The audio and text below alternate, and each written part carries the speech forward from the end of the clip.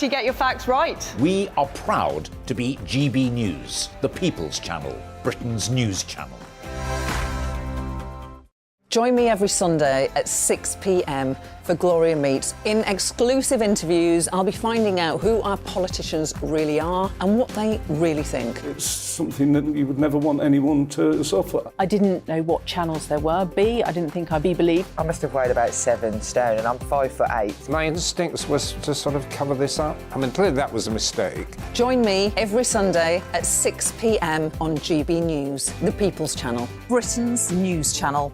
He's the king of breakfast TV, and he's back. Eamon Holmes, back on the TV with me this morning. Even remember my name. I know, it's been 4 months. You have holy water by your bed? Oh, yes. Oh, already to bless. Yeah. Oh, Eamon. Oh. Why do you not believe anything I say? Eamon Holmes back on GB News Breakfast at 6 a.m.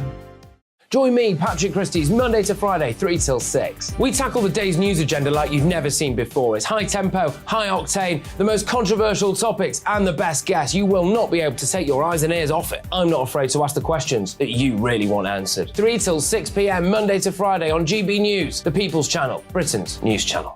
Hi, Andrew Pierce here. Join me every Friday lunchtime for a proper no-nonsense debrief of the week's events. With special guests in the studio and the GB News team on the ground, I'll be getting you up to date with news, some intelligent discussion and my own sharp take. The weekend starts here with me every Friday lunchtime on GB News, the People's Channel, Britain's news channel.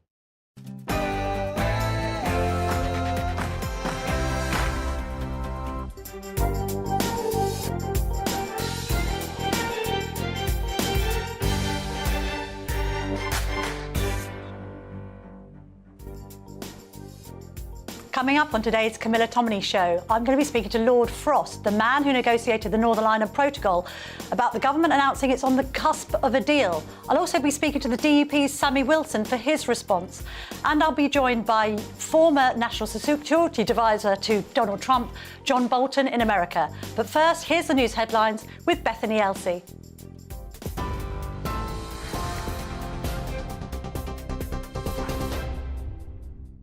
Camilla, thank you. Good morning to you. It's just gone 9:31. I'm Bethany Elsey with your top stories from the GB newsroom. Rishi Sunak says he's giving it everything to achieve a new deal over the Northern Ireland Protocol, but has insisted it's not done yet. Speaking to the Sunday Times, the Prime Minister said he's hopeful of a positive outcome with the European Union, describing it as unfinished business. He said it's vital to ensure a return to power sharing in the province. The DUP has refused to form an executive at Stormont in protest over the current Brexit deal. Police in Northern Ireland have arrested a sixth person in connection with the attempted murder of an off-duty police officer in Omagh. John Caldwell was at a sports centre with his son, where he coaches a youth football team, when he was shot. The Detective Chief Inspector remains critically ill in hospital. Labour is calling for ministers to label the Wagner Group as a terror organisation. The shadow Foreign and Home Secretaries are accusing the Russian mercenary group of being a terror outfit which commits appalling atrocities. Members have been fighting alongside the Russian military in areas of eastern Ukraine. You're up to date on TV, online and DAB+ radio. This is GB News. Now, though, it's back to Camilla.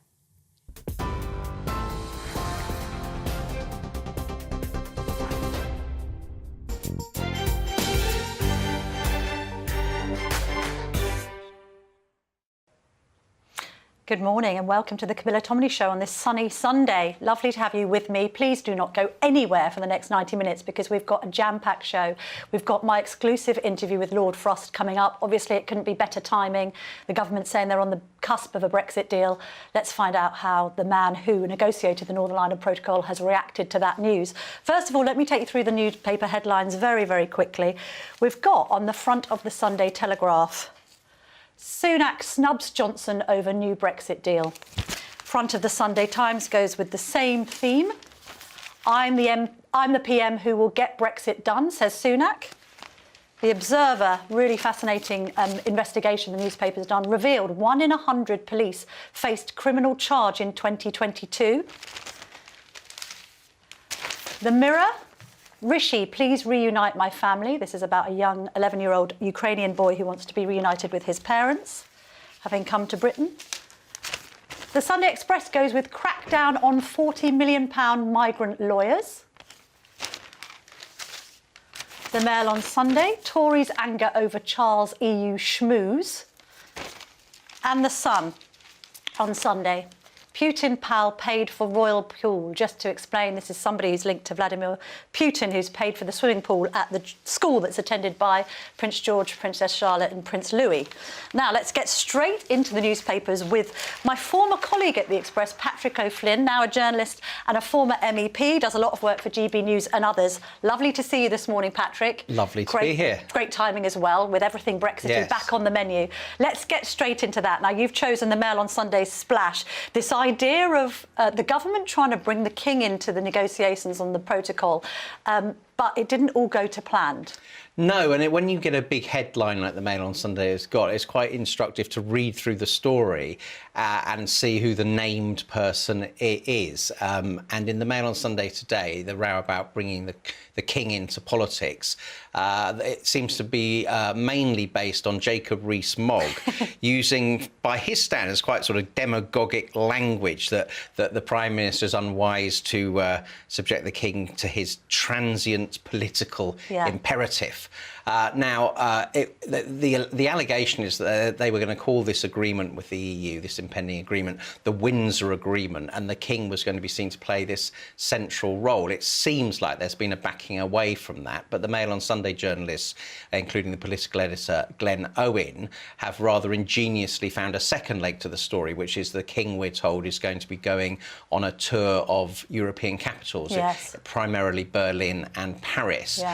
Now, I think from the opinion of most Tory opinion, using the king to actually seal the deal and giving it a royal gloss this weekend would have been very unwise. But for the king to go to Paris and Berlin, they're important neighbours, I think that will be fine. Although there might be some Commonwealth countries saying, look, why don't you visit us because you're king and it's the first foreign tour that you've done? Well, indeed, but I think, you know, he will get round those countries in pretty short order, I'm sure. So I think the government's kind of bailed out of a major misstep, and him going to Europe after the deal is struck, I think, will be seen as good warming up of relations. Yes, good soft power. Now, you've chosen a story for the next story, and this isn't really about Brexit, which is dominating the newspapers, and there's a point to why you've raised this story, which is about the small boats crisis threatening the Red Wall and the Tories' success at the last election there. Yes, so we moved from a story where it seems like the king is absolutely on side with the government on the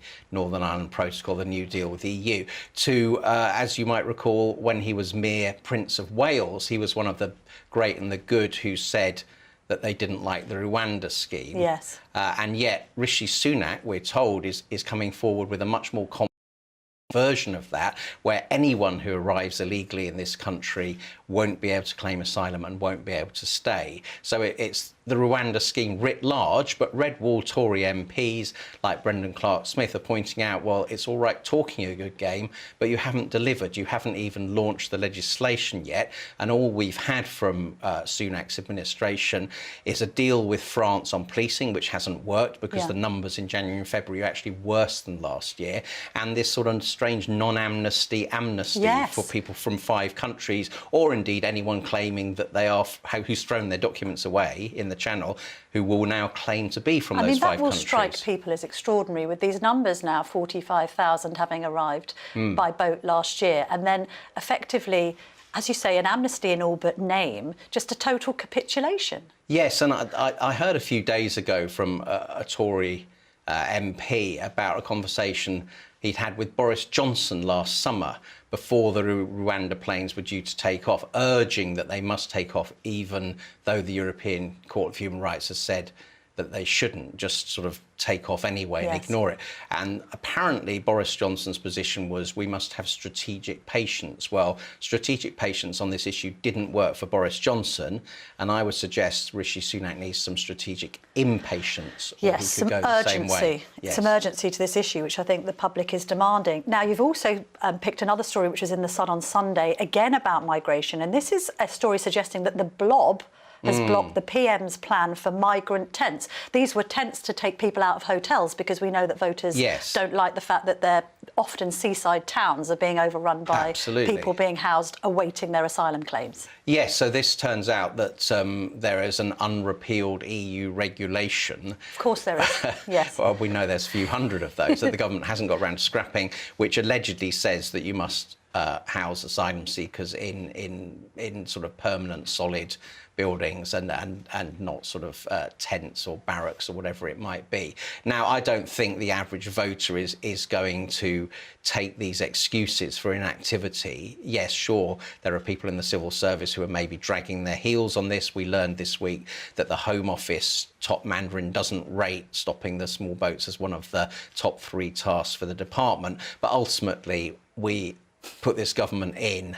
It's one of Rishi Sunak's big 5 things, rightly, and there's been no progress at all, and I think people are sick of hearing excuses. It's interesting because Number 10 are talking about these instant deliverables, and yet there's this impatience, as you say, and also this degree of invisibility to Rishi, which is interesting. I mean, can government be ran in sort of behind the scenes? There's this sense, oh, I'm doing all of the work behind the scenes. People need to see him doing it and to deliver on it immediately, basically. Yes, and I think on this particular issue, the Tory record on both legal and illegal immigration is so bumpy and rackety that there'll need to be progress demonstrated on the ground before the election. It's no point having a big, say, manifesto pledge, oh, we might well withdraw from the ECHR. People will roll their eyes and not believe it. They need to actually deliver in the remaining 18 months or so of this Parliament.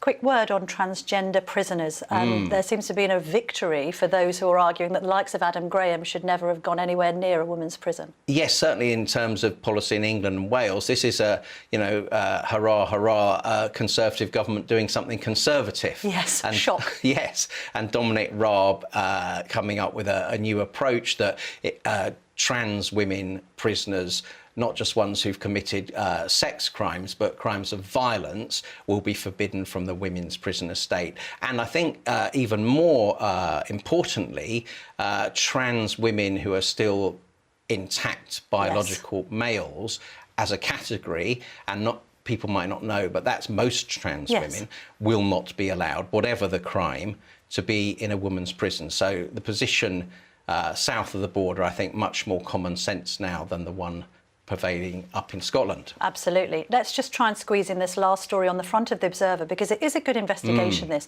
That headline figure, let's just remind ourselves of it. 1 in 100 police face criminal charge in 2022. 1 in 100.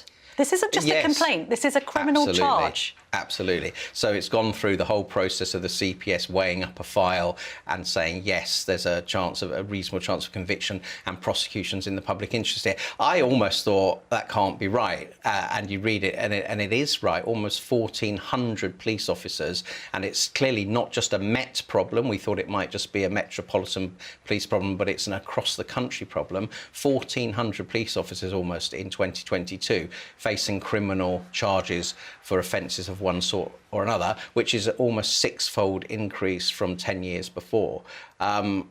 This is something's gone terribly wrong in terms of standards within policing in general. And again, it's one of those things, who's been in charge for those 10 years? Well, it's the Conservative-led government. So whatever their posturing, why do our public services actually just keep collapsing under their stewardship? It's an unbelievable story. Thank you very much, Patrick O'Flynn, for joining me this morning. Now, Tom Harwood, GB News' political correspondent, is in Leicester with the People's Panel. As you'll know, Tom, I've got some great guests on the show today, including Lord Frost. I'd like to find out what the people of Leicester would like me to ask him. Yes, absolutely. This week we are in the beautiful Chocoberry Cafe here in the city of Leicester. And it's a really interesting place. Only opened up recently, but of course business has been thriving. It's a very busy cafe this morning, and I'm delighted to be joined by Ruxana, one of the owners. How is business? The cost of living has had a significant impact on our business. Rising food costs, transportation costs, energy prices. But having said that, we do have our loyal customers.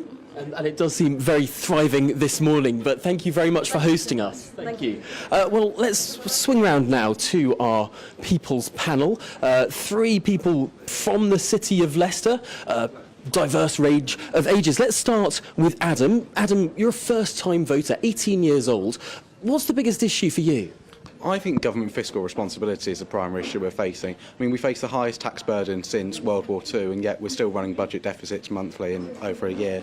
And we need to look at where we're spending money, is it being used effectively, and how we can ensure that any money we're spending is efficient and it's providing value for money, just like a business would. You know, whether it be 40 billion overspend on HS2, which is what they're looking at now, or the Treasury admitting they're essentially going to write off £4 billion in government fraudulent claims for the government support scheme during COVID. And I think it's a shame we don't have the Minister for Efficiency anymore, because should be their responsibility to look at that, to evaluate how we're spending and to get our country back on track financially.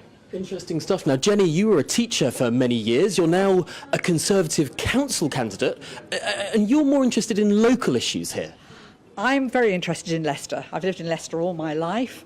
I would like to know what's happened to all the money that we were given as a city for the levelling up. Leicester is a city, it's a very diverse city, it's a very happy city, but there are areas of the city that need an awful lot of money putting into them. Where is that money and where has it gone to? And Jay, you direct programmes that help out children and young people here in Leicester. What's your biggest issue? My biggest issue local is kind of linked to what Jenny's just saying. We have children in this city, in all areas, going to school, cold and hungry. Whilst we upscale the costs of our mayor, the deputy mayor and the assistant mayors, we've got young people who are going hungry and cold. That can't be right in 2023. Now, of course, this morning, the former Brexit Minister, Lord Frost, is exclusively speaking to Camilla. What are you interested most in hearing from Lord Frost? This Northern Ireland Protocol stuff can sometimes seem incredibly confusing, frankly. I think it can be confusing to some, but it is a very important issue, and especially when it comes to the future of our union.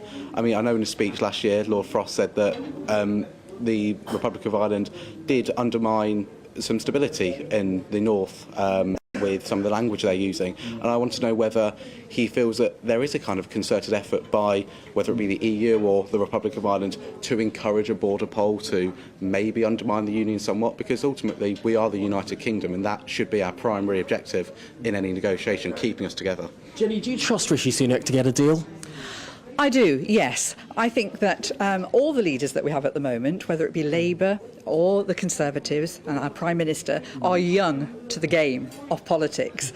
It's a poison chalice in lots of ways, but yes, I do trust him. I think he has a good head, he's a good businessman, and he's an honest person, and I do trust him, yes. Well, I'm afraid we've got to cut back to Camilla now, but we'll be back with you three after those interviews to see what you make of them. Camilla, back to you. Thanks very much for that, Tom. Some very intelligent questions there that I'll feed into the interview that's just about to come. Don't forget, if you want to apply to the People's Panel, go to gbnews.uk/panel and you can have your say on my show every Sunday. Now, I'm delighted to be joined by Lord Frost, former Brexit Minister, Boris Johnson's Brexit negotiator. Great morning to have you on, David. We hear from Dominic Raab this morning that the government is on the cusp of a deal. Do you know what's in it? I've absolutely no idea what's in it. We've all read what's been in the media over the last week or so I guess we have some sense of it, but nobody can come up with a proper judgment till we've seen some actual texts of some kind or other. But is it wrong that the likes of Brexiteers like you have got all of the experience that you have with the EU and negotiating with them, have been frozen out of this process? You're not the first person to say that. The DUP has got concerns. They don't know what's in the deal. What's Rishi Sunak playing at? Why is he blocking you out of this? So I don't expect to be involved myself. I'm not part of it. They've got a good team. I think what's made people nervous probably is that we've not been quite sure what the government has been trying to achieve. And when I was doing the negotiations back in 19 and 20, we set out very clearly what we were aiming to do and why. And I think there's been some nervousness that maybe the government isn't seeking to achieve everything that's really important to people who care about stability in Northern Ireland and the sovereignty of the country. But sounds like we're about to find out in the next day or two, so let's see. Well, what does a good deal look like to you? Well, I think that the way the politics in Northern Ireland has been over the last 2 or 3 years means that the protocol can't survive in its current form. it was workable at the start, but I think the world has changed and it can't survive. The only question is, do we get there in one go with the protocol bill, or do we get there in stages by an agreed route? But I think there can no longer be any doubt about the correct destination for this, which is full sovereignty over the whole country. Now, for me, a good deal, if it's a negotiated deal, is one which takes a significant step in that direction and doesn't present itself as the final step, that it can continue to evolve and get us to that endpoint. Is the main red line for you, as it is for the DUP, this idea of continued ECJ jurisdiction over decision-making in Northern Ireland? So the question is not so much the court as EU law. If you have EU law, you always have to have the court. And the core problem is the imposition of EU law in Northern Ireland without consent. Now, if the government's been able to do something significant about that, then that's a big thing. I don't know whether they have. I don't know how hard they've been trying. We will see. Well, how much confidence have you got in Rishi Sunak, the Brexiteer, negotiating this? Because I don't know, but I'm getting the idea that there are probably more concessions being made than Brexiteers might like.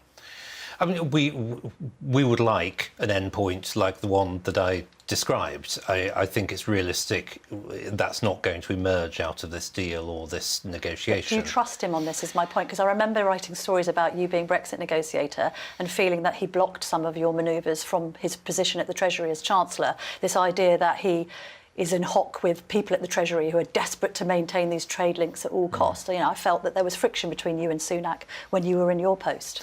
So I think possibly, I can't speak for the Prime Minister personally, obviously. I think they're possibly over-worried about the risk of retaliation of some kind from the EU if we don't reach a deal.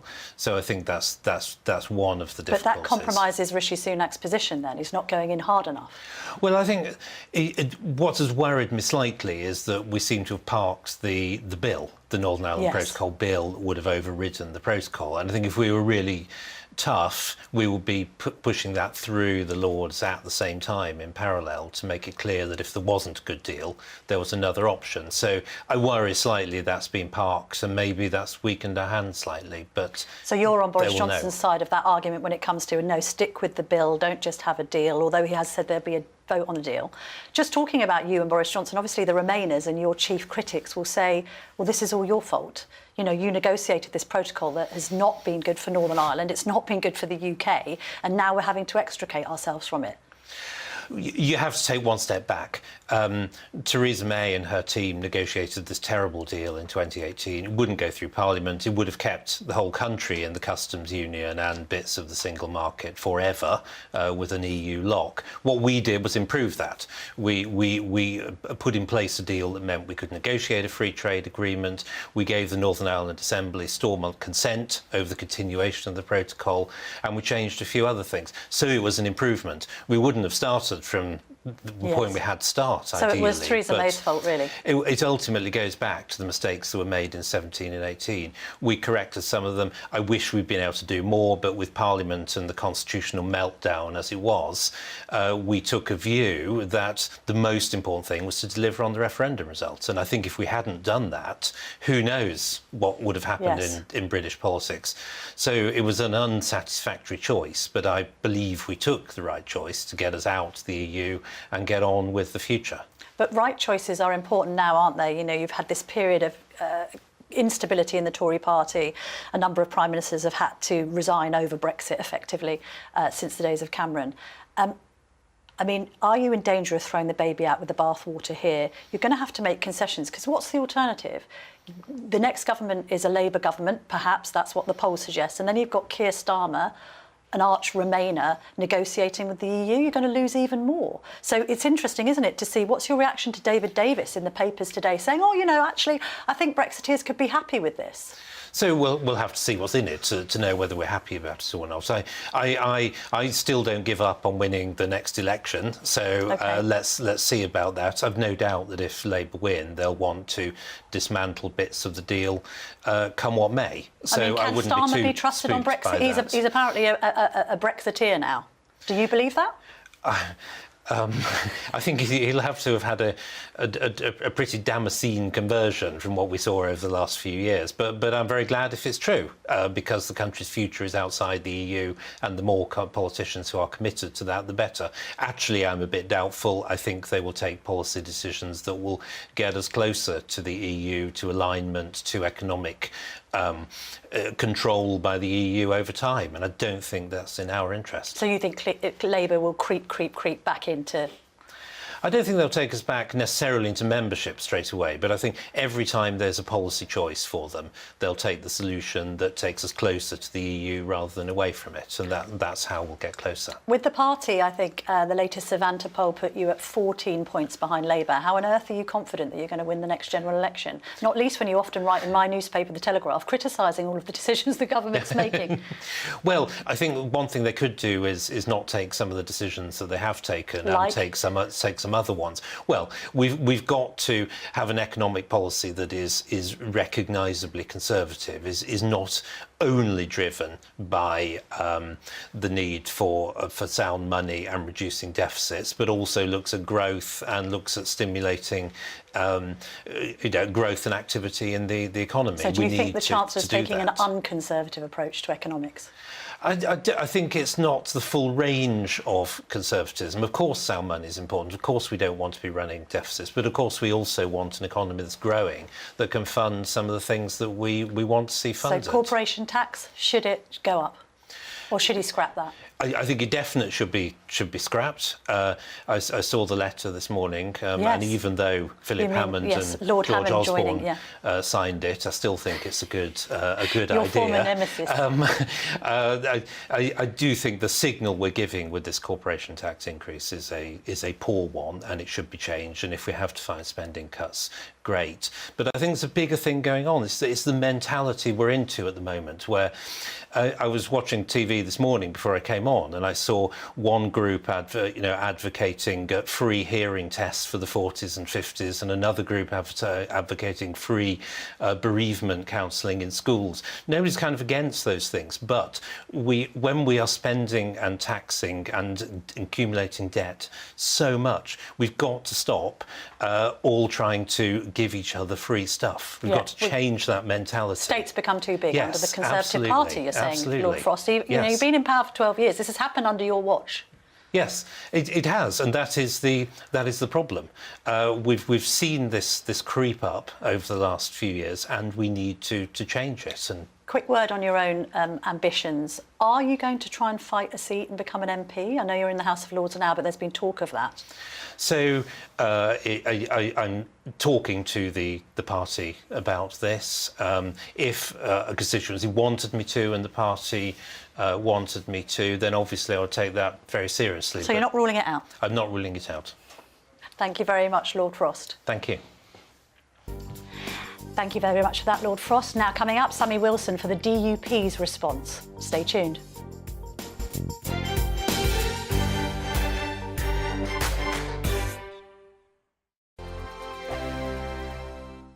First and foremost, I'm a GB News fan, and I was before I was working here. Just love the fact that we're asking the questions that a lot of establishment media won't ask. With a bit of a twist, we not only want to inform you, but we want to keep you entertained. It's worth the drive because you get in and the team's all ready and waiting, they're itching to go, and it's a proper little family. GB News is the people's channel. It's the audience that makes the programme sing. We're giving our viewers and our listeners a voice.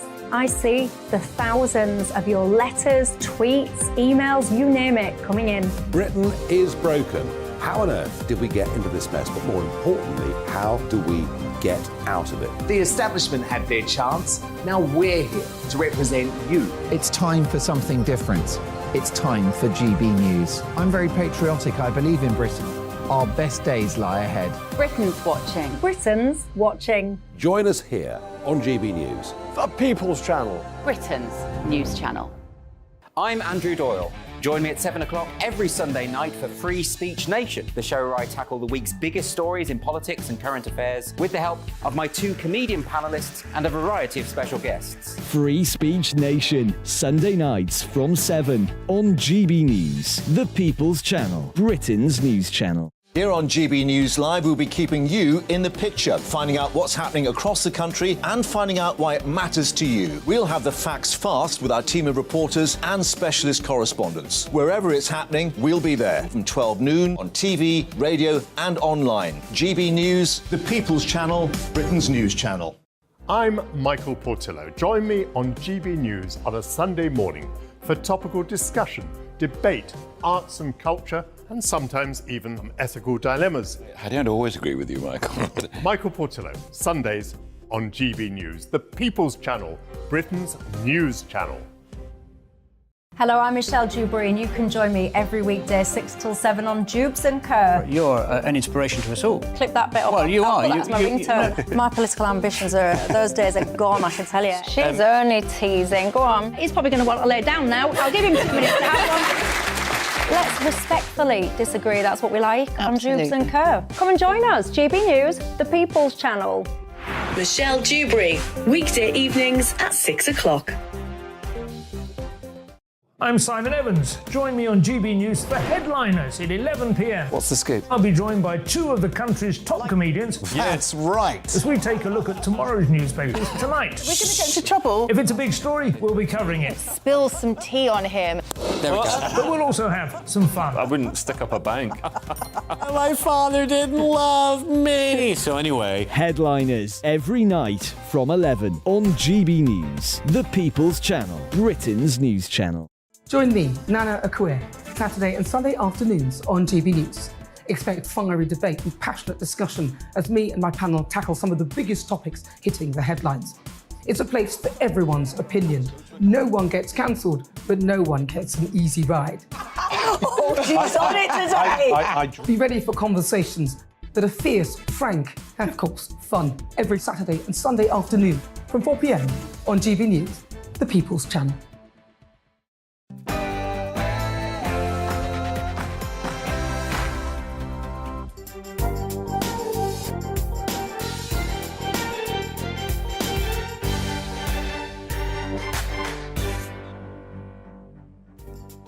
I'll be speaking to the DUP's Sammy Wilson in just a moment, but first, here's the news with Bethany Elsey.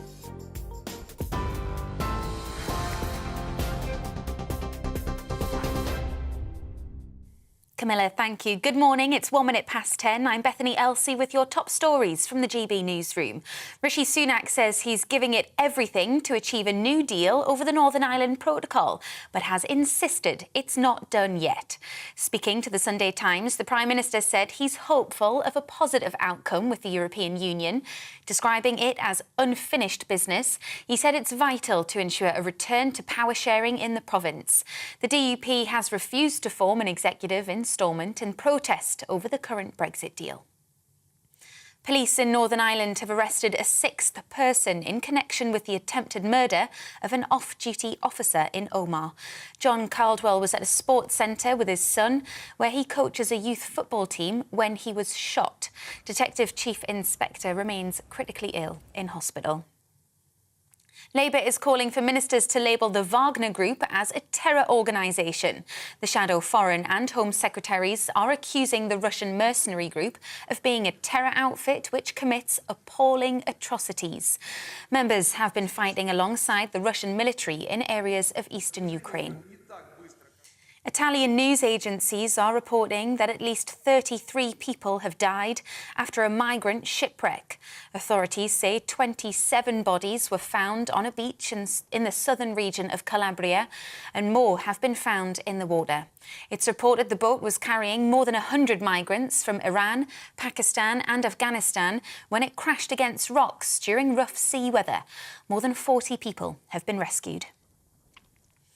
And social housing managers will be required to study for qualifications to drive up standards following the death of a 2-year-old boy.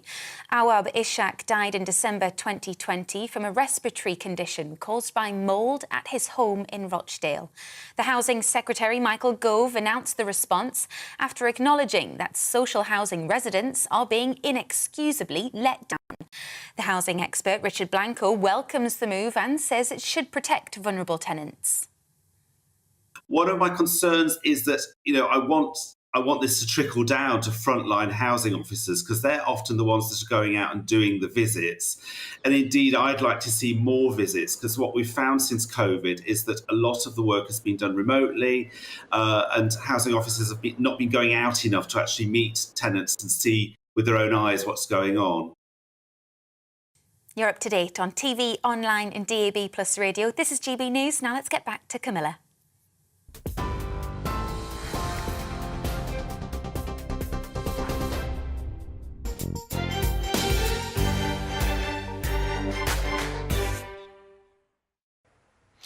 Welcome back. Now, do not think of going anywhere, because as well as speaking to the DUP's Sammy Wilson, I'm also going to be joined in the studio by Labour's Baroness Chapman to discuss their party's answer to the Brexit deal.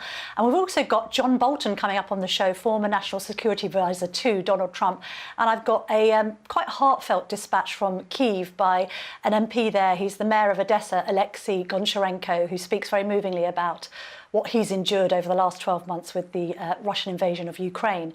But first, let's speak to Sammy Wilson now, who joins me. He's the MP for East Antrim. He joins me, I hope, from there. He's a DUP Chief Whip. Can you hear me, Sammy? Good morning. Yes, I can hear you fine. Lovely to speak to you this morning. Now, we hear that the government is on the cusp of a deal with the EU. What does the DUP know of the details? Well, we know very little of the details. We have seen quite a lot of speculation in the press. We have had briefings from some of the officials, and of course Jeffrey Donaldson has met the Prime Minister. But we, apart from the kind of headline stuff, which really doesn't mean a great deal, we haven't seen any legal text, and that's of course the important part of any deal. But what we do know is that there doesn't appear to have been any deal on this central issue which affects Northern Ireland, and that is the imposition of EU law. All of the problems that we face with not able to get goods from GB, checks on goods coming from GB, and disruption to our economy stems from the fact that we're under a different set of laws than the rest of the United Kingdom, and therefore checks are required to make sure we're complying not with British law but with Brussels law. I know you've got 7 tests that you are saying that any deal needs to pass, but is that reasonable under the circumstances? Surely compromises need to be made on both sides. What's the ultimate red line, Sammy? Is it this continued EU-CJ jurisdiction? The one thing which is the red line for us, and if the deal cannot meet this, then all of the other problems are going to continue anyway. And that is the fact that Northern Ireland will be, as far as we understand it, will continue to be under laws made in Brussels. Laws that we don't have any say on, laws that we have to implement. Otherwise, the European Court of Justice will make judgments and will decide what sanctions are imposed. So the red line for us, and all of the other things will fall into place if this is met. The red line for us is that there should be no EU law applying to this part of the United Kingdom. I mean, no other country in the world would give a say to a foreign administration to make the laws which affect the people of the country to which they belong. No other country would accept that. And in Northern Ireland, not only are we given those laws and imposed those laws on us at present, but they're imposed without any say, either by British ministers or by politicians in Northern Ireland. So that's our red line. If that's met, then I think all of the other things will fall into place anyway. I mean, Rishi Sunak has described himself as a Brexiteer, a Conservative and a Unionist. So do you not have faith in his negotiation skills on this? Do you believe him? Well, just because he's got negotiation skills, I've no doubt he has negotiation skills. We want to see the outcome of his negotiations. Having the skills doesn't mean that you get the outcome. But I mean, you've summed it up. He's a unionist. So he must ensure that the integrity of the union is not compromised. He's a Brexiteer, so he must ensure that what was sought in Brexit for the United Kingdom is delivered to the whole of the United Kingdom, and that's the judgment that we will make at the end of the day on the deal that he comes to. I mean, don't forget, other people who, Boris Johnson claimed to be a Brexiteer but left us in the situation we find ourselves at present. So, you know, just because you're a Brexiteer and a unionist doesn't mean you will finish up with the deal, which reflects that if you don't try hard. And, you know, I've got to say, if you look at this, the way in which these negotiations have been approached, the government had an alternative, normally the Northern Ireland Protocol Bill, and yet it hasn't seen that bill through the House of Lords and back into the House of Commons. That would have been the thing which would have strengthened the Prime Minister's hands most, because of course he could have said to the EU, if you don't get a deal which I find acceptable, I've got an alternative. You mentioned Boris Johnson there. What's the nature of the conversations you've been having with him behind the scenes? Well, I mean, Boris Johnson has taken the same view as we have, that the protocol bill should be delivered, then the government will have an alternative and will be able to strengthen its hands with the EU. That's the extent of the conversations they've had, that he believes, the same as we do, that the government has to have an alternative. And don't forget, the Prime Minister has said that he seeks to get from the EU what is contained in the protocol bill. So if he has the protocol bill in place, he can always say to the EU, we'd love to do this by negotiation, we'd love to do this by agreement, but if we can't do it by agreement, then as a sovereign nation, we will make decisions about our own country. But are you confident that he's doing this altruistically in the support of the DUP, or is it just for his own political manoeuvring?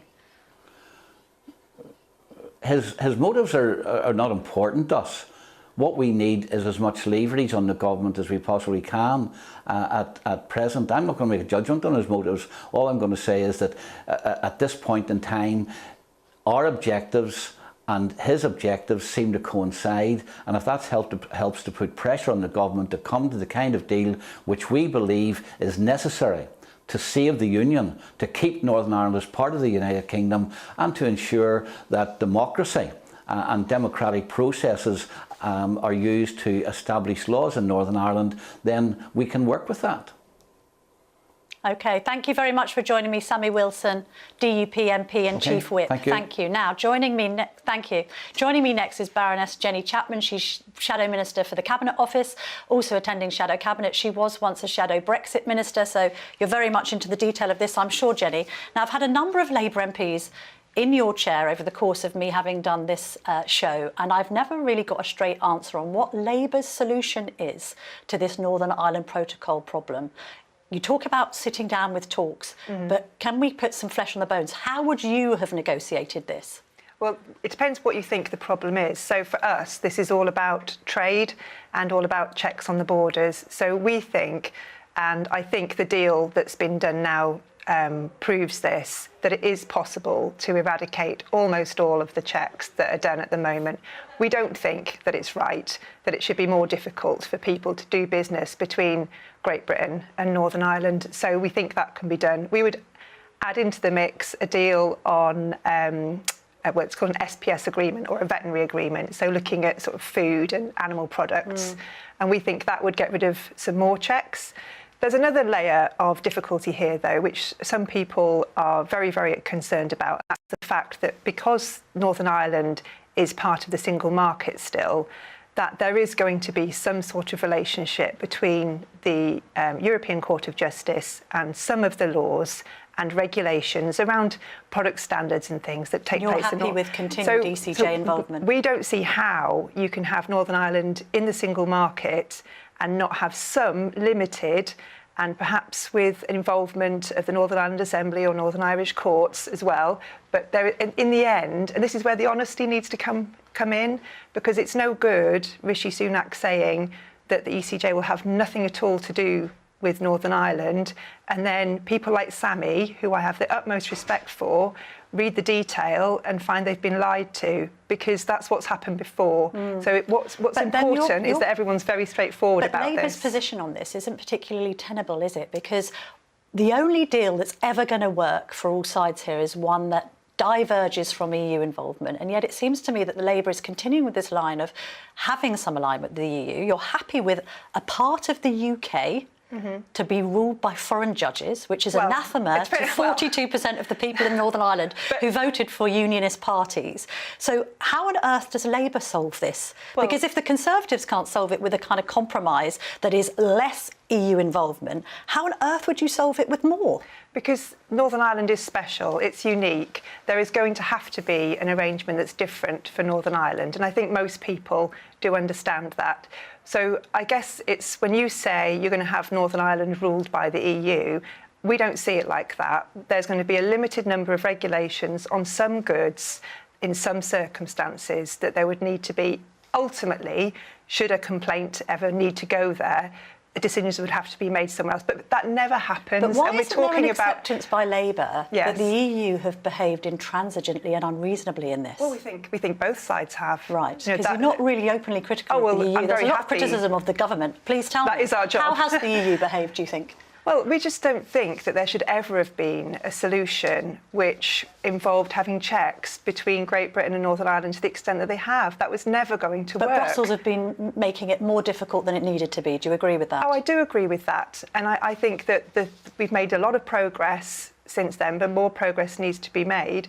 But you've got to remember how this happened. You know, it happened because Boris Johnson told the unionist community that black was white. You know, he said there wouldn't be checks, there wouldn't be forms. He told the business community in Northern Ireland they could throw those forms in the bin. It was complete rubbish. Well, maybe he was expecting a bit more reasonableness when most of the checks can go across the border perfectly, he said that, reasonably, though, and there's never been any problem. But obviously, Brussels has wanted to use the protocol as a stick with which to beat the British. I mean, you described the protocol as an abomination, I believe. So Boris Johnson said that when he knew what the deal contained. So either he didn't understand it, in which case he shouldn't have been reassuring people about it, or he did understand it and he was just trying to get people on board and, you know, not being as open about with the truth as he should have been. So we just think you've got to get away from all of this. You've got to be completely transparent about what actually is in the deal so that Sammy and his colleagues can make their minds up about it. But in the end, it looks like there is a deal.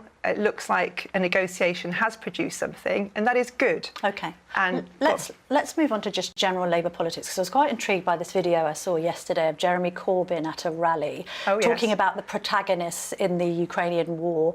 It's the first anniversary, obviously, this week, and sort of giving some equivalence between Ukraine's position and Russia's. I sort of looked at this video and I thought, how could you, and I know you're close to him and the likes of Keir Starmer and others, sit on this man's shadow front bench and help to propel him to power when he was clearly completely unsuited to office? You were on his front bench the whole time he was leader. Do you regret that now? I regret what happened. I regret that he was ever leader, but I had to take a decision in that situation. You know, someone who'd been elected leader of the Labour Party, I didn't support that campaign. I backed other candidates twice, but he was elected leader. And you've got a choice, and you either leave and you decide that you're going to go and do something else, or you think, OK, this person is leader of the Labour Party today.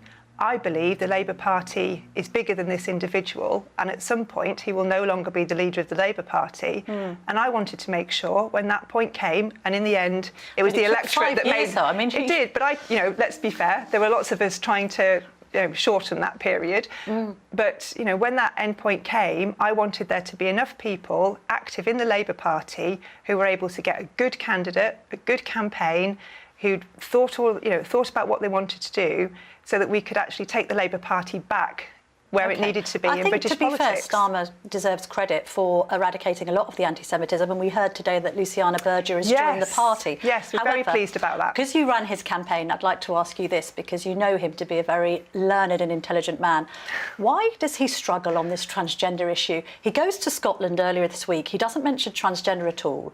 We ask him a straight question about whether a woman can have a penis or not, and he can't answer it. Can you answer it? Well, a woman is an adult female, so I don't know how much more complicated you want to make it. Why does the Labour leader struggle with these issues? I mean, is he running scared? Is it because he's got people on Twitter he's trying to keep happy? What's the deal? No, look, women don't have penises. There are a very small number of transgender women who obviously do. We all know what that's about.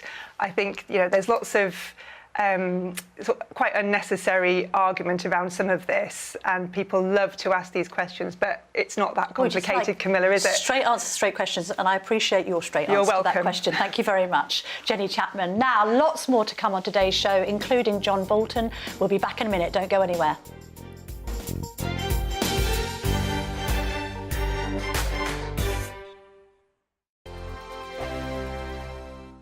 We are GB News, the People's Channel. And right across the United Kingdom. You can find us on Sky Channel 512. Virgin Media Channel 604. Freesat Channel 216. Freeview Channel 236. And YouView Channel 236. You can also take us with you on DAB Plus Radio. With the GB News app and at the website gbnews.uk. We're absolutely everywhere. Come join us on GB News, the People's Channel, Britain's news channel.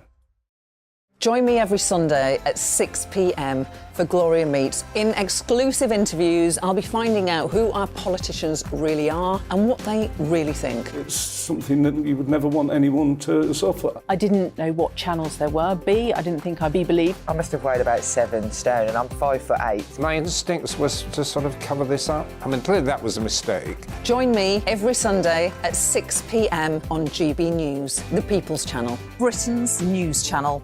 Monday to Thursday on GB News, it's Bev Turner Today from 10 a.m. We're going to be here for you, our GB News family, to keep you up to date, but also make you smile. The guy went from puberty to adultery. And I can't wait to bring a few of my own opinions. I have no time for cultural totalitarianism. We'll engage in passionate, but always polite debate, with your thoughts and opinions at the centre of it all. Only on GB News, the People's Channel, Britain's news channel. Hello, I'm Michelle Dewberry, and you can join me every weekday 6 till 7 on Jubes and Kerr. You're an inspiration to us all. Clip that bit off. Well, you are. That's my ringtone. My political ambitions those days are gone, I can tell you. She's only teasing. Go on. He's probably going to want to lay down now. I'll give him 2 minutes to have one. Let's respectfully disagree. That's what we like on Jubes and Kerr. Come and join us. GB News, the People's Channel. Michelle Dewberry, weekday evenings at 6 o'clock.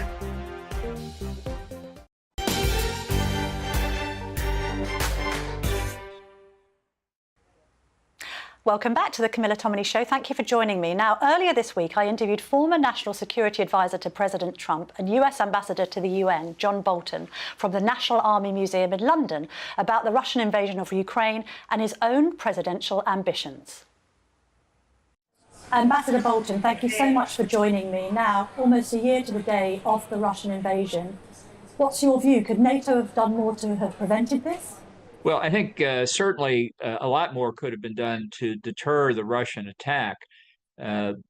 President Biden himself said on several occasions he didn't think deterrence was possible, that only punishment after the fact was possible. And I think that's a real contributing factor to the Russian decision to invade. I think we have to see it against the background of the utterly pathetic American and European response to the first Russian invasion of Crimea in 2014, which could have convinced any leader in the Kremlin that they could get away with it again. And I think added to that was the catastrophic US and NATO withdrawal from Afghanistan, which unfortunately got a lot of attention, not just in Moscow, but Beijing as well.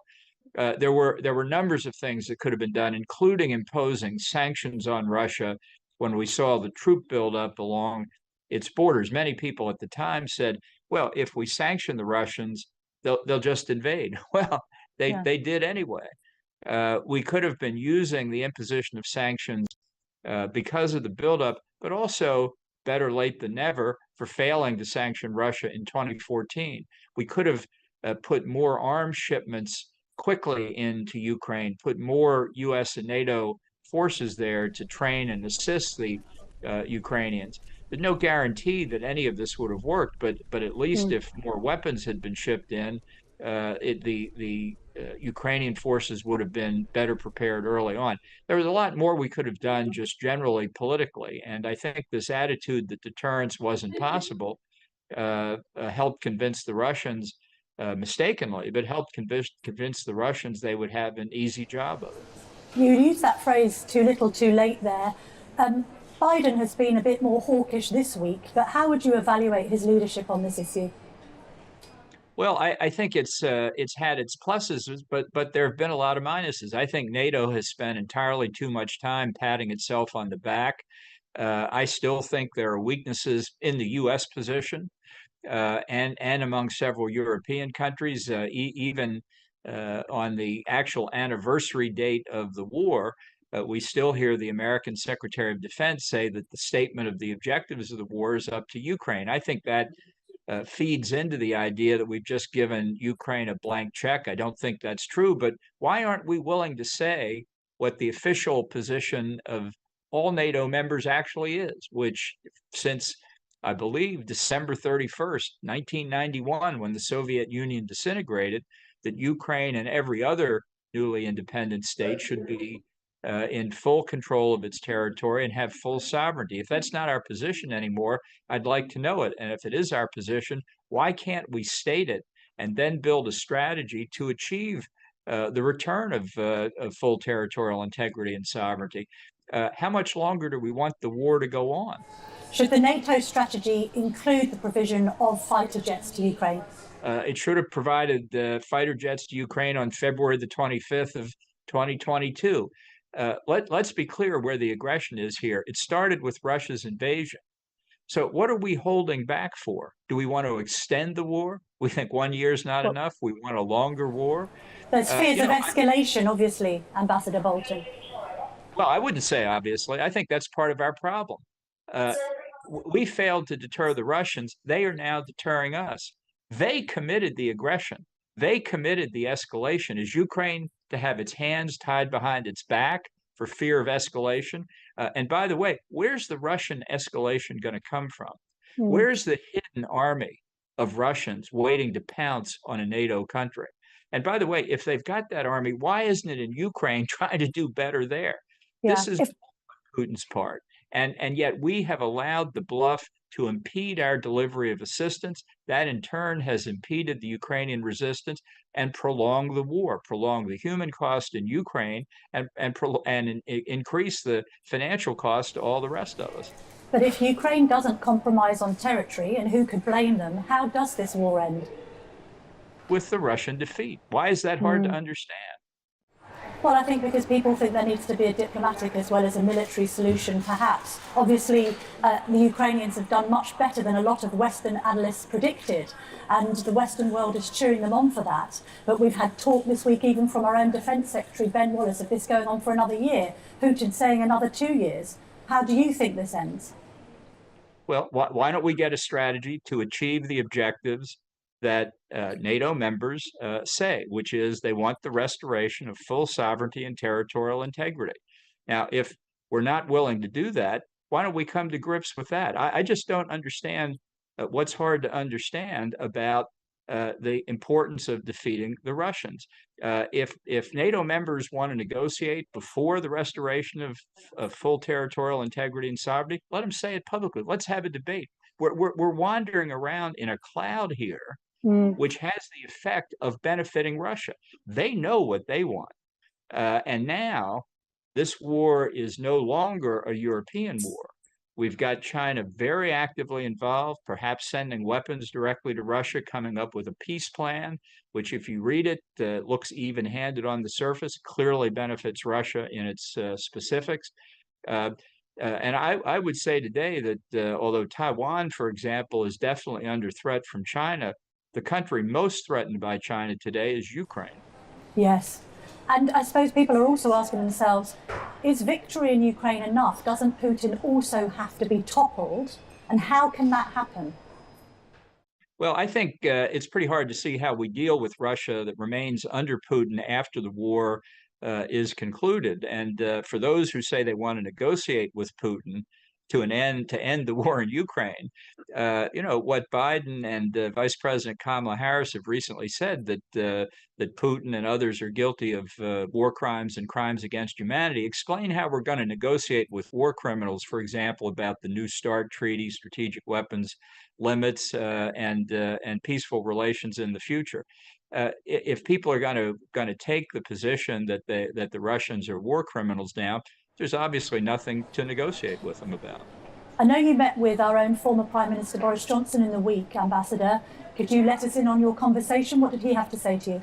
Well, I think he gave a speech later in the parliamentary debate that day about Ukraine and expressed his position. We talked a lot about it. He's still very concerned about the situation, and I think his government really was far more forward-leaning than the government of President Biden during his time in office. So again, if you believe that it's important to defend against unprovoked aggression, that it's important to prevail against such aggression, to deter the aggressor and to deter others later, why are we waiting so long to be effective?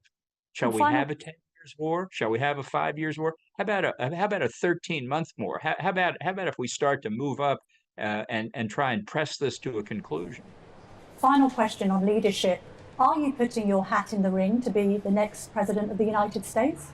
Well, I'm considering it. It's a very difficult decision to make. I looked at it back in 2016. I ultimately decided not to go, but I think it's very important that Donald Trump not be the nominee of the Republican Party in 2024. I think he can be defeated. I'd certainly like to help out in making that happen. And if I think being a candidate myself does show a path to getting the nomination and to winning in November of next year, then I'll get in.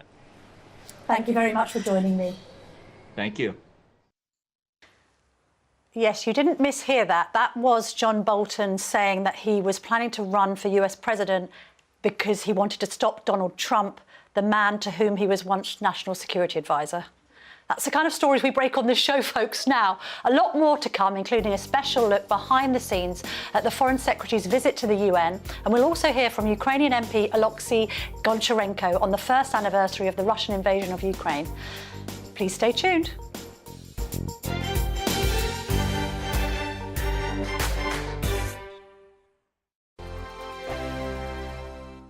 First and foremost, I'm a GB News fan, and I was before I was working here. Just love the fact that we're asking the questions that a lot of establishment media won't ask. With a bit of a twist, we not only want to inform you, but we want to keep you entertained. It's worth the drive because you get in and the team's all ready and waiting, they're itching to go, and it's a proper little family. GB News is the People's Channel. It's the audience that makes the programme sing. We're giving our viewers and our listeners a voice. I see the thousands of your letters, tweets, emails, you name it, coming in. Britain is broken. How on earth did we get into this mess? But more importantly, how do we get out of it? The establishment had their chance. Now we're here to represent you. It's time for something different. It's time for GB News. I'm very patriotic. I believe in Britain. Our best days lie ahead. Britain's watching. Britain's watching. Join us here on GB News. The People's Channel. Britain's news channel. We are GB News, right across the nation. You can get us on television, on radio, on digital. We're absolutely everywhere. Amazing. You see, amazing. You remind me of me in the European Parliament. But here's the most important bit. We are not part of the mainstream establishment. We think and speak just like you do. We are the People's Channel. Magnificent. That's really, really thoughtful. Come and join us on GB News, the People's News Channel. Monday to Thursday, 9 p.m. till 11 p.m. Join me, Dan Wootton. I'll bring you the sharpest takes and hottest debates. Do you not believe in prison? I don't believe in prisons. I'm completely stunned. I guarantee you there'll be no spin, no bias, no censorship. I actually was personally quite offended by it. And no reason to go to bed. So I guess they've always been quite woke. That's Dan Wootton tonight on TV, radio and online. Monday to Thursday from 9 p.m. till 11 p.m. on GB News. The People's Channel, Britain's news channel.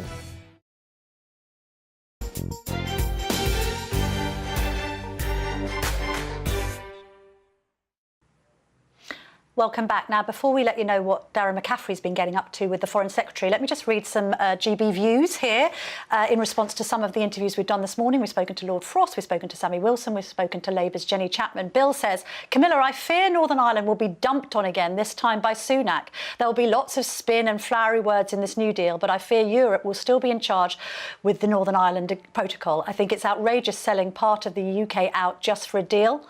Doug says, well done, Sammy. Rebecca says, oh my my God, brilliant show so far. Thank you, Rebecca. Some real gems gleaned from David Frost. Fantastic interview. Thank you. It gave me some hope. An unusual sensation in these times with the Daily News. She's also praising Tom Harwood as our roving reporter on the People's Panel. And then John says, Frost has never been elected as an MP. He was obviously not elected to the Lords. So how is he in a very senior position, an influential position of power, with no electoral support or scrutiny? How does that square with democratic principles?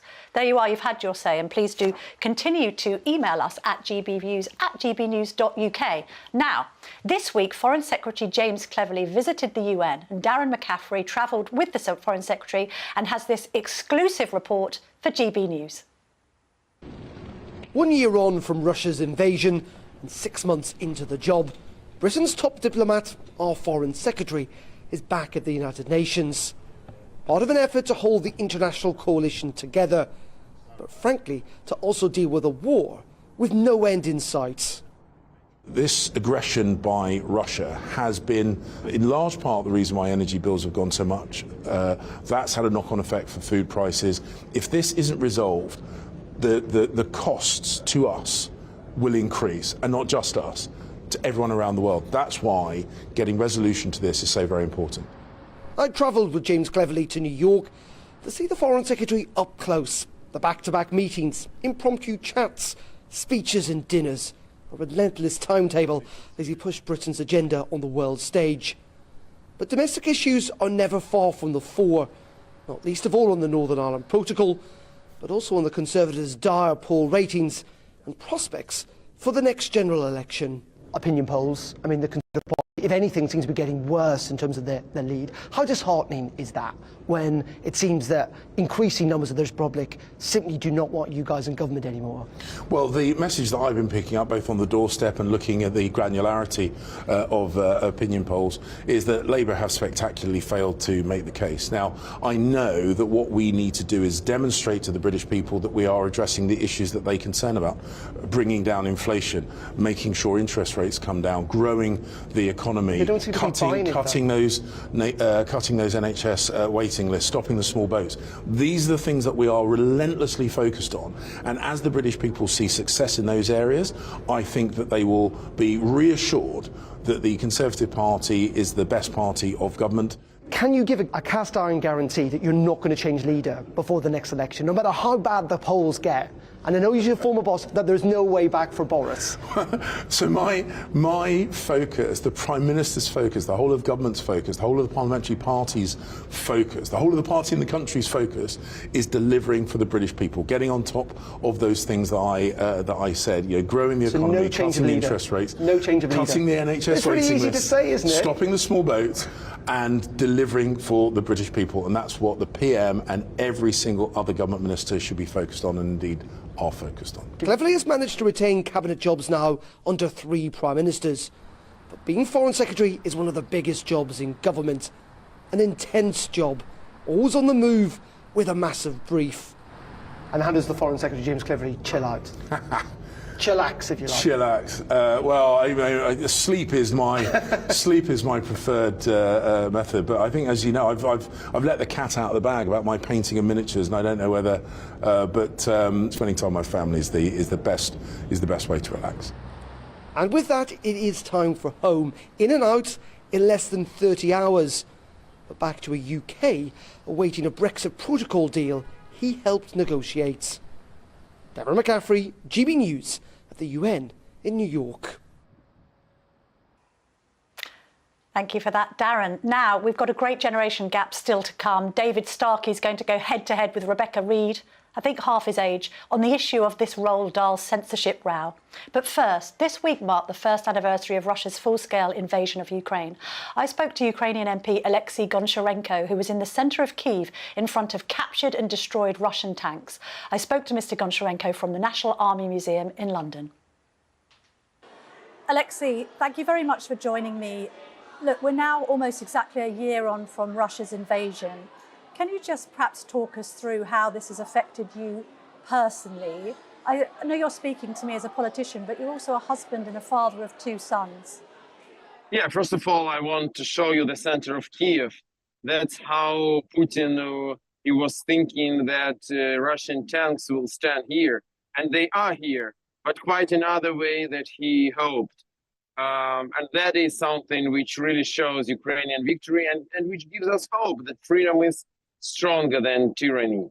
Speaking about myself, like that was not the best year of my life, to say, I will tell like this. Definitely when exactly a year ago, my wife woke me up by the call from Odessa. I was in Kiev, that she heard explosions around and our younger boy is crying. And I woke up, I heard explosions myself. And I realized that maybe I will never see them again. And so that's something which is very human, which I think everybody in Ukraine, millions of people thought at that moment. So that is hard, but that is like it is. So we met this attack, we met this danger, and we became stronger. Were you surprised by the scale of the attack? I know you had warned your parliamentary colleagues for weeks, if not months in advance, that this might happen. But did the scale surprise you? Yes.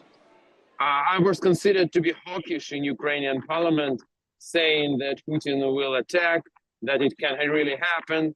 But I thought that it will be something in Donbass, something a smaller scale. I didn't realize like that it will be like this. 10 columns moving to Kiev. This is missiles. This is the remains of Russian missiles which fall on our heads. I didn't realize that it will be like this, but it happened exactly like this. You mentioned Donbass there. Obviously, the invasion of Crimea took place in 2014. Was the West too slow to react to the threat from Putin? Absolutely. Many people are saying that today is February 24 is the anniversary of the war. It is not, because the war started on February 20, 2014. It's already 10th year of the war. But yes, full-scale invasion over 1 year. And this full-scale invasion would never happen if in 2014 there would be much stronger reaction from the world when Putin just violated international law and destroyed international order by attacking Crimea. But the world was quite silent. And the results of this silence we have all today. What do you mean by that, Alexei? I mean, we have a full-scale war in the middle of Europe. We have a refugee crisis, the worst after the Second World War. Millions of people displaced in Europe, in the UK, in other parts of Ukraine. Food crisis, energy crisis, inflation. And that is just not even speaking about Ukraine, but tens of thousands of people. How do you think that Putin can be stopped? Putin can be stopped. We stopped him, and we showed how to do this. It's to just destroy all of this, to stop him with the force. That's the only language tyrants understand. Tyrants never stop. They only can be stopped, and we should do this. I mean, you'll agree, I hope, that Britain has been very supportive, that we've led the support in Europe. We obviously heard from President Zelensky a couple of weeks ago in Westminster Hall calling for English planes. What would you like to see the UK government do and the wider world? I met Prime Minister Rishi Sunak just days ago in the Munich Security Conference, and I raised publicly a question about fighter jets. And he said the training of Ukrainian pilots is starting. That was a very good signal. In general, I want to thank the United Kingdom for leadership in support of Ukraine. Really, the United Kingdom showed leadership, starting from Boris Johnson, then Liz Truss, now Rishi Sunak. Prime ministers change, but the policy and leadership is not changing. That is very inspiring. But today we need more. We need more heavy weaponry to finish this war quickly. Ben Wallace, our own Defence Secretary, said this week that he felt that the war in Ukraine could go on for another year. What's your reaction to that? I will not make any predictions because I really think nobody knows how long it will take this war to be finished. But that's in our hands. If Ukraine will receive more weaponry today, the war will be finished sooner. If it will be an incremental way, that can last for a long, long time. So that is in the hands of Western politicians. Ukrainian army and Ukrainian nation showed courage that we are ready to fight till the end. The only thing we are lacking is weaponry. What's your direct message to NATO, Alexei? Message is very clear. We need to win this war in benefit of the whole world, to show that free world is stronger than any tyranny. For this, we need weaponry. We need it now. Secretary of State Antony Blinken has recently warned about the Chinese involvement in this, that it might be supplying weapons to Russia. Do you believe that Beijing is already providing this support? And what should the West do about it? I don't know, but I hope that China would be stopped from supplying of this to Putin. I'm sure that China, we know that China is one of the ways for economical survival of Russia. I think that also China is providing Russia with some spare parts and other things which can be double used, both in civilian and in military aims. Is China providing Russia with weaponry? I don't know for the moment. I don't have evidences, and I hope that will not happen. And I hope our allies and partners will help to prevent this. And can we have a word about the resilience of the Ukrainian people? We've seen some polling over here which suggests that morale is high, that you are determined to be able to win this war. What have you learnt about your own country people over the course of the last 12 months? That's a great question. That's, I think, the most important which happened with Ukrainians. We found this power inside us. The power to fight for our country, the power never to give up. And that is very inspiring. That's why I'm so proud today to call myself Ukrainian.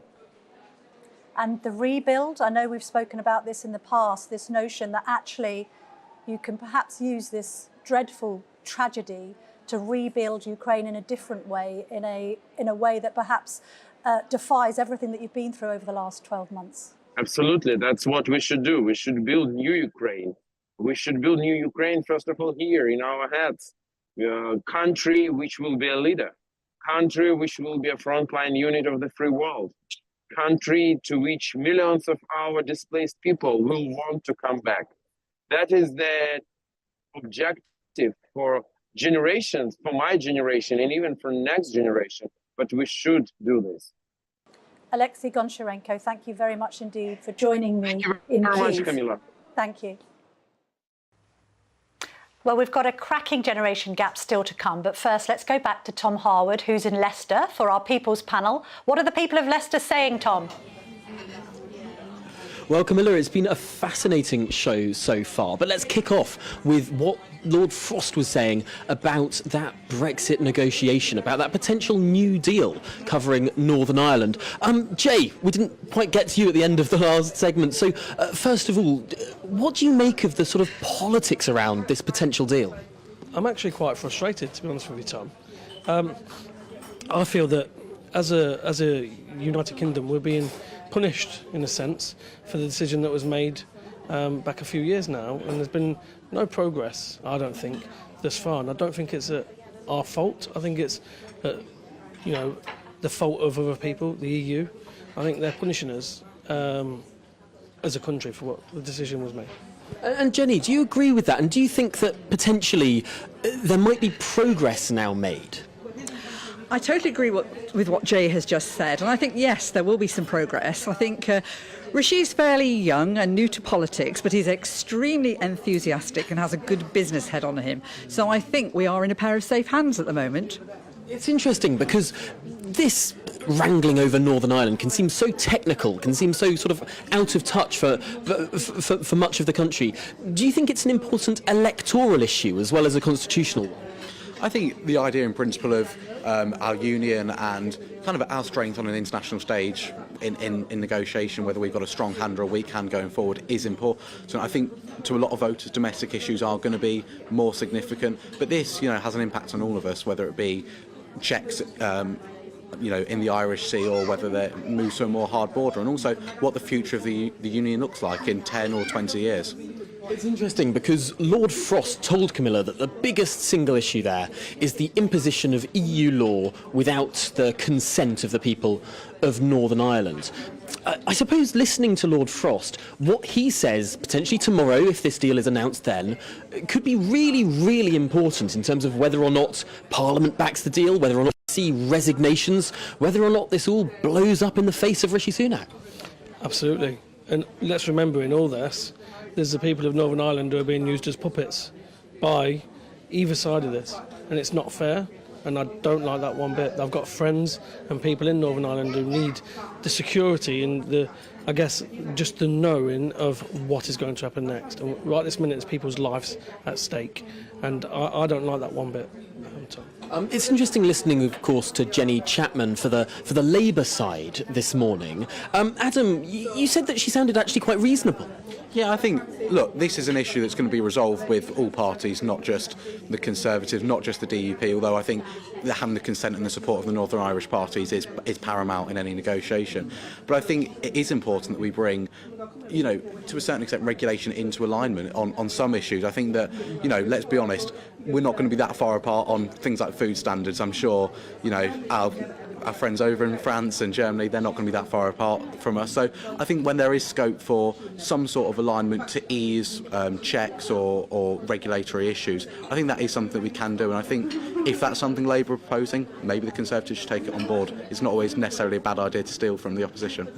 Well, really interesting stuff there. Thank you so much, Adam, Jenny and Jay here from the Chocoberry Cafe in Leicester. Back to you, Camilla. Great job, Tom. Thank you very much, and thanks very much to the panel. Enlightening stuff. Now, on to our generation gap debate, which this week we've had two stories, haven't we, dominating the agenda. We've had Brexit, and then we've had the Roald Dahl story. So I'm going to be asking my panellists, is this censorship of literary classics a sign of cultural vandalism? I'm joined by the historian, Dr. David Starkey, who is going to argue, I'm sure, that it is. And I'm also joined by Rebecca Reid, author and broadcaster. We can agree, without being insensitive to your ages, that there is a generation gap here. Huge. It's huge. Dave, all right. Huge. Fair enough. Now, David, kick us off, because we've now got another story in the Telegraph this morning suggesting that some of Ian Fleming's books are now being edited. And maybe that's right, because it's different to the Dahl situation. There are some racially very dodgy references in there. But as a general rule, should we be censoring children's books? It depends on the children's book. I mean, remember, you used a word in your introduction, which is the key word, classic.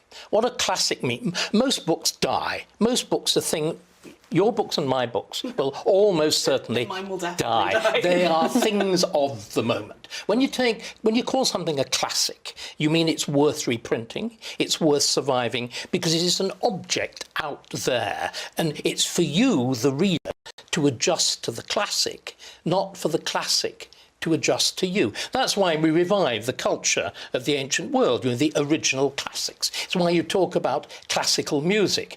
And again, I think that the really important thing is, do we see books just as another commercial product? We've got bored. I mean, I read a lovely thing that you did about coffee and Diet Coke. Is it simply a question of I prefer coffee to Diet Coke, or I prefer Diet Coke? Is it another consumer product? If a book is just another consumer product, do you know what? It doesn't matter. Depends what you think it is, what its purpose is, what's even the purpose of getting a child to read. Yes. I think the difficulty is that a child reader doesn't have full context. When a child reads something, particularly if they don't have parents who are involved, who are there to have discussions with them, there is a sort of loco parentis role from the publisher to make sure that they're able to read that in a safe way. And I'm not a huge believer in safe spaces for adults, but for children, particularly with children without parents to explain, in some ways... Be realistic. Is a child that doesn't have a parent to explain going to be given a Roald Dahl? No, absolutely, because they're in the library at school. They are available everywhere. Well, that's a job. But surely, in that case, it's the job of the teacher. The idea that you have a sensitivity reader in loco parentis. I mean, what an absurd notion. Why is it different if it's a librarian at school or it's a publisher? It's still somebody making a decision about how children should contextualise reading. Ultimately, somebody has to be responsible. The old Enid Blyton books have language in that would be basically illegal to say to somebody now. We have to accept that some books have to be adapted, particularly with racially sensitive language. Wouldn't it be more honest to say, let's abandon them? What all this is about, so you've conceded my case. You're saying a book is simply a product. Yeah, I fully agree. I do think that. Well, then in that case, we can abandon the discussion.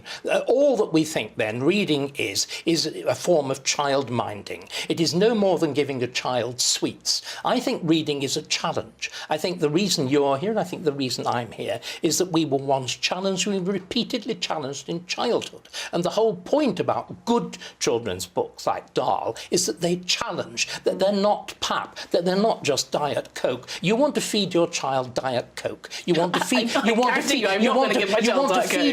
to feed your child the equivalent of McDonald's. That's exactly what you're saying. I am not the kind of parent who does that sort of like, oh, she's so amazing, she's reading Aeschylus.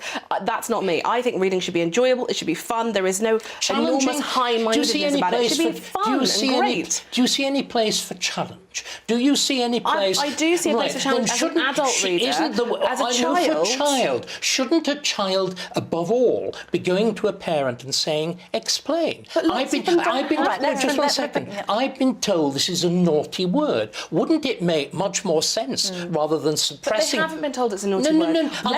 Of course they've been told it's a naughty word. Let's let Rebecca respond. Yeah. I mean, I think as well, Dr. Starkey makes this point. Some of the stuff that was edited out was pretty harmless. You know, I don't understand why it's a problem for children to see depictions of witches wearing wigs and having difficult fingers. All fairy stories. Is very complicated. All fairy stories. Let's let Rebecca in. You want to abolish everything that's interesting. Every single fairy story has been changed to make it more appropriate for children with every generation. You do not read, at the moment, you do not currently read children stories where Cinderella's sisters cut their toes off with a meat carver, which is exactly what happened in the original version. Kids love that All stuff. of you. They do. And I think if you have a safe home with parents who can contextualise it, you can absolutely allow them to have some gore and some fear, but you don't know which child is reading it. And realistically, every single one of these stories, that's the oral tradition. Stories change with every generation. Before I bring David back in, on that maxim then, you could be saying to yourself, OK, well, maybe we shouldn't have Cinderella because it might be offensive to kids from blended families.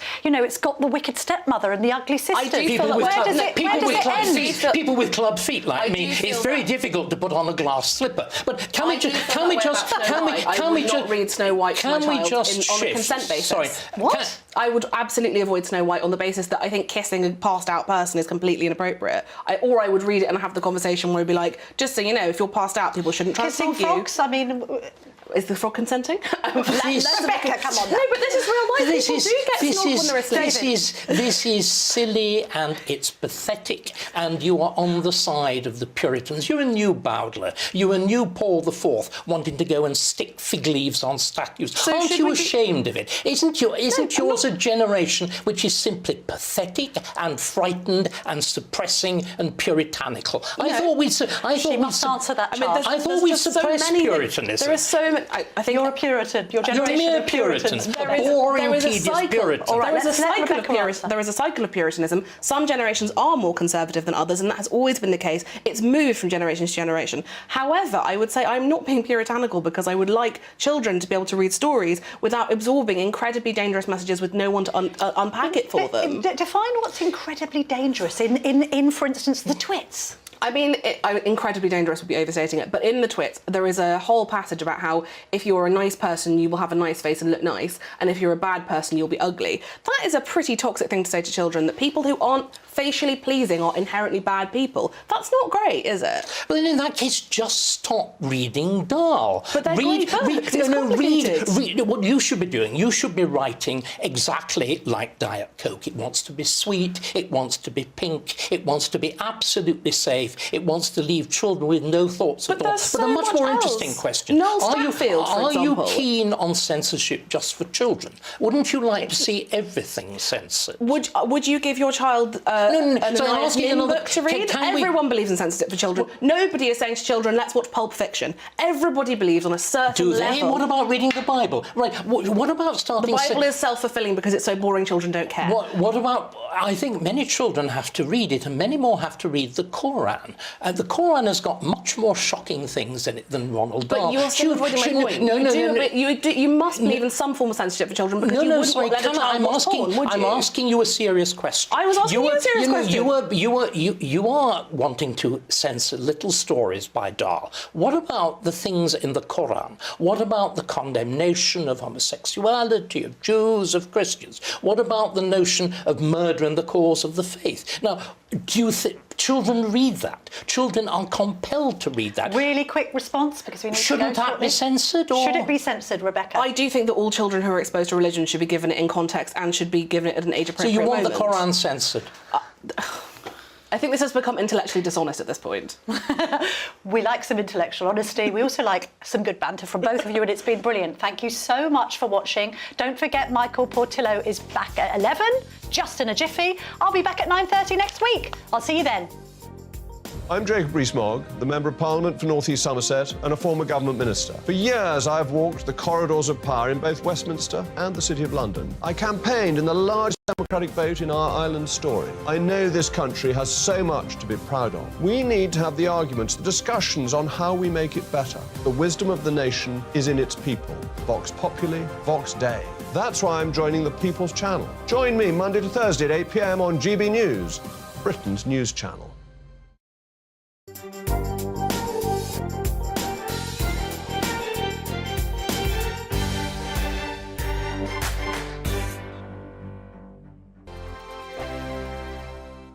Here on GB News Live, we'll be keeping you in the picture.